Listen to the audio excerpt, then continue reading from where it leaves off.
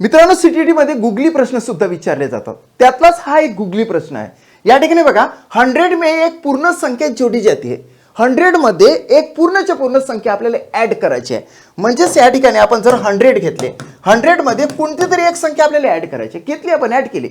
नंतर और फिर वही संख्या 100 में से घटा दी जाती है.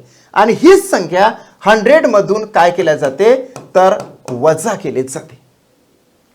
इस प्रकार प्राप्त हुई दोनों संख्याओं का योगफल कितना है. अशा प्रकारे प्राप्त झालेल्या दोन्ही संख्याचा योग किती आहे म्हणजे बेरीज किती आहे.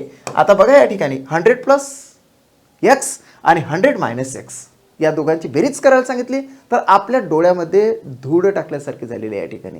म्हणजेच आपण एक संख्या ऍड करा आणि तीच संख्या काढून टाका.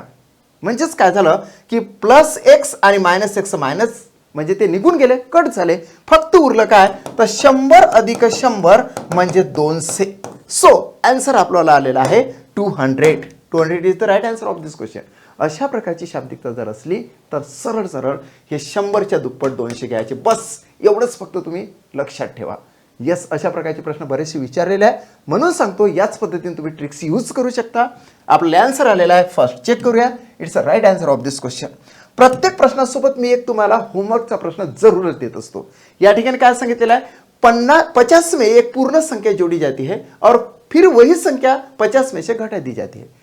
इस प्रकार प्राप्त हुई दोनों संख्याओं का योगफल कितना है. महत्वाचा शब्द आहे योगफल, म्हणजे बेरीज करावं लागेल. तुमचं आन्सर कमेंट बॉक्समध्ये टाका. जर का तुम्हाला माझा व्हिडिओ आवडलेला असेल तर तो तुमच्या मित्राबरोबर जरूर शेअर करा आणि स्टडी मॅथ चॅनलला सबस्क्राईब करायला विसरू नका.